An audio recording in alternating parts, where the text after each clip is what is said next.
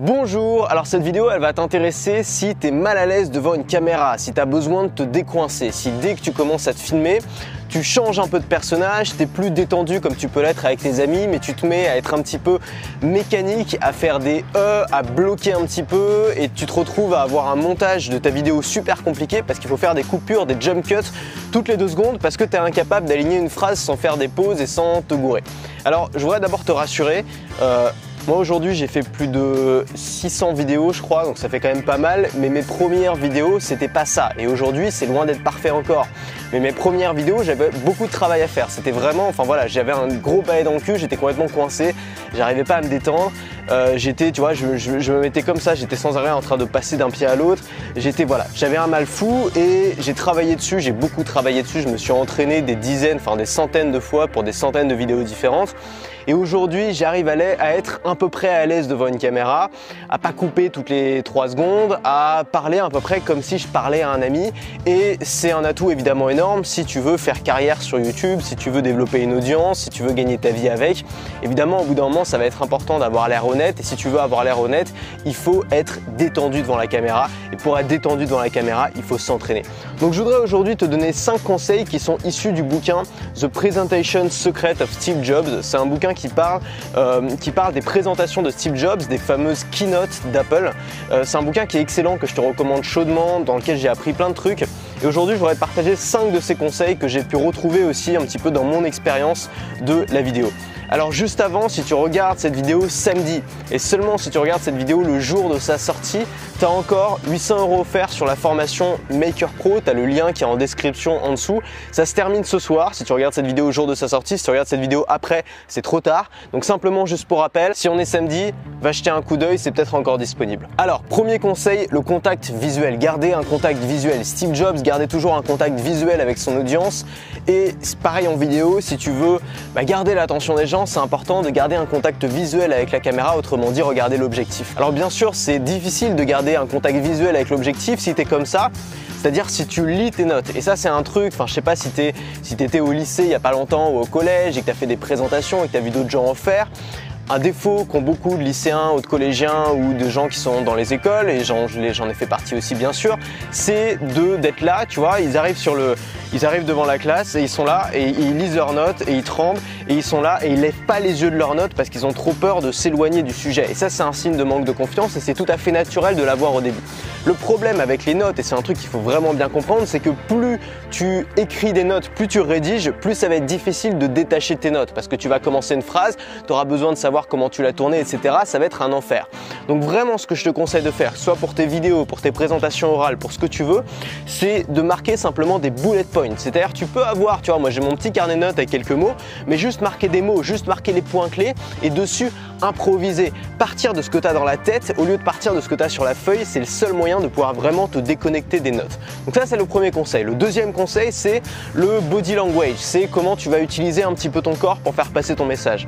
Alors moi je suis parti très loin là-dessus. Mes premières vidéos, j'étais littéralement comme ça. Je te jure, faut les regarder vraiment, ça craint. Alors tu les verras pas sur ma chaîne YouTube, mais tape sur YouTube ma toute première vidéo Antoine BM. Et à un moment j'ai réagi à ma première vidéo et dans ma première vidéo j'étais comme ça pendant toute la vidéo et il m'a fallu, t'imagines même pas le travail qu'il a fallu faire pour que j'arrête de me balancer d'une jambe sur l'autre et même aujourd'hui ça peut encore m'arriver. Et j'ai beaucoup travaillé là-dessus et c'est un travail de conscience qu'il faut faire, c'est-à-dire qu'il faut faire ta vidéo en gardant conscience de la posture qu'il faut aborder. Donc ça veut dire quoi d'avoir un bon body language? Ça veut dire avoir une position ouverte, tu vois, plutôt pencher vers l'arrière, ouvrir les mains, utiliser tes mains, avoir des gestes naturels, incarner peut-être de la force, de la confiance dans tes gestes, appuyer tes mots avec des gestes. C'est vraiment super important et ça, il y a un peu une injustice de la nature. Souvent, quand on a grandi dans un environnement avec par exemple des parents qui utilisent beaucoup leurs gestes, moi c'était mon cas, c'est plus facile de le faire, ça vient assez naturellement. Mais quand on a grandi, qu'on avait des parents qui étaient pas forcément à l'aise avec leurs mains, c'est pas du tout quelque chose de naturel, c'est quelque chose sur lequel il faut travailler. Et forcément, ça va pas venir du jour au lendemain. Alors ces techniques-là, je sors pas de mon chapeau, tu as des études qui prouvent que le message passe mieux, le message est plus fort et le message attire davantage l'attention quand tu utilises tes gestes et pas seulement ta voix. Troisième conseil, éviter les mots de remplissage. C'est quoi les mots de remplissage? C'est les mots que tu vas utiliser quand tu sais pas quoi dire. Donc ça va être typiquement le E, alors moi je continue à l'utiliser, c'est extrêmement difficile de s'en débarrasser, mais ça va être le E, ça va être les tu vois, ça va être les bah, ça va être les enfin. Tous ces mots-là qui servent strictement à rien, on est d'accord, qui apportent rien dans le discours, mais que tu vas utiliser quand tu sais pas quoi dire. Et quand on utilise ces mots-là, et c'est totalement naturel de les utiliser, moi je les utilise tout le temps bien sûr, mais quand on utilise ces mots-là, ce que ça veut dire, en tout cas le message inconscient que ça envoie à ton auditoire ou au viewer de la vidéo, c'est je ne suis pas à l'aise avec le silence, je n'ai pas confiance en moi, donc je suis obligé de tout le temps remplir les blancs. Et si tu arrives à faire des pauses, à respirer, c'est comme quand tu discutes avec quelqu'un. Moi j'ai un mal fou à faire ça, vraiment, c'est pas du tout quelque chose de naturel pour moi. Mais si tu arrives à discuter avec quelqu'un en prenant ton temps, en faisant des pauses, le message subconscient que tu envoies à la personne, c'est « j'ai suffisamment confiance dans ce que je dis pour ne pas avoir peur que tu me coupes la parole ». C'est pour ça que je parle lentement, c'est pour ça que je prends mon temps. Et tu remarqueras que les gens qui sont très charismatiques, les gens qui ont une aura, sont des gens très souvent qui prennent leur temps, qui parlent lentement parce qu'ils n'ont pas peur qu'on les interrompe. Et dans une vidéo, il y a encore moins de chances qu'on t'interrompe que dans la vraie vie, donc ça vaut le coup de prendre son temps. Et moi, c'est un conseil sur lequel j'ai encore beaucoup de travail à faire. Ensuite, quatrième conseil, varier le ton, varier le volume, varier la cadence. Si tu veux que les gens s'endorment pendant une de tes vidéos, parle comme ça, parle de manière très monotone, sans jamais augmenter le ton, sans jamais augmenter ou baisser le volume, sans jamais modifier la cadence, et les gens ils vont tous partir au bout d'une minute. Donc ce qu'il faut faire, c'est parler comme ça. C'est, tu parles pas très fort, t'envoies un message, tout, puis d'un coup tu t'énerves et tu parles plus fort et tu lances, et, tu vois, comme au théâtre. Alors ça peut vraiment t'aider de faire des cours de théâtre. Moi j'en ai jamais fait, c'est peut-être un truc que je devrais faire, mais voilà, au théâtre on t'apprend à changer de personnage, à avoir un personnage qui est plus comme ça, dans la douceur, tu vois. Il y a un personnage qui est plus haut en couleur, qui va plus s'exciter, qui va plus parler plus fort, varier le ton. Tu peux penser à des personnes, par exemple Fabrice Lucchini, c'est quelqu'un qui fait ça extrêmement bien. Moi, pendant une époque, je mettais une photo de Fabrice Lucchini sous ma caméra pour penser à essayer de parler un petit peu comme lui. Et ça m'a aidé. Et c'est le genre de truc pareil, ça demande de la conscience, voilà, ça demande d'avoir conscience de ce que tu fais, ça demande aussi de re-regarder tes vidéos pour avoir conscience de ce que tu fais mal, et ça te demande de t'entraîner, ça demande beaucoup d'entraînement. Ensuite, l'énergie que tu transmets dans ta vidéo, et ça c'est un point qui est super important. Ça veut dire quoi? Ça veut dire d'abord montrer que tu t'amuses, montrer que tu n'es pas là parce que tu es payé pour ça et que tu as besoin de pointer, quoi. Montrer que tu es là parce que tu aimes ce que tu fais, parce que tu t'amuses, parce que c'est pas grave, tu n'as pas besoin d'être un présentateur télé. Pour moi, la plus grosse erreur qu'on peut faire quand on essaye de faire des vidéos YouTube, surtout les premières fois, c'est d'essayer de ressembler au mec du JT-TF1. Alors ok, c'est vrai, le mec du JT-TF1, il fait pas de E, il fait pas d'erreur, il a l'air confiant sur de lui, mais le mec du JT-TF1, il envoie pas de passion. Il n'envoie pas de l'enthousiasme pour ce qu'il fait. Et toi, si tu fais des vidéos YouTube, tu vas devoir envoyer de l'enthousiasme, de la passion. Il faut que les gens se sentent emportés. Il faut que les gens qui t'écoutent se disent « Putain, je fais partie de la même aventure que lui ». Et que les gens restent scotchés devant leur écran pendant 10 minutes, 20 minutes, parfois 30 minutes, 40 minutes. C'est très fort, ça. C'est difficile comme exercice d'attirer l'attention des gens. Aujourd'hui, notre attention, elle est envoyée partout. Je veux dire, il y a la télé, il y a Internet, il y a 50 milliards de vidéos YouTube qui nous défilent devant toute la journée, il y a Facebook. Tout le monde veut notre attention, alors c'est particulièrement difficile de capter l'attention des gens. L'attention des gens, c'est devenu la monnaie du 21e siècle. Et cette monnaie, elle coûte très cher. Je ne sais pas si ça veut dire quelque chose, cette monnaie, elle coûte très cher. Cette monnaie, c'est une monnaie rare et précieuse. C'est de l'or, l'attention des gens. Et donc, si tu arrives à capter l'attention des gens, en utilisant ces techniques-là, tu vas pouvoir aller beaucoup plus loin avec ta chaîne YouTube. Tu vas pouvoir développer une audience beaucoup plus rapidement, tu vas pouvoir surtout développer une audience de fans. L'idée, c'est pas d'avoir, c'est facile, non, c'est pas facile, mais il y a plein de moyens d'avoir des centaines de milliers de vues sur tes vidéos. Vraiment, tu peux faire des vidéos débiles qui font plein de clics, hop, il y a plein de moyens de le faire.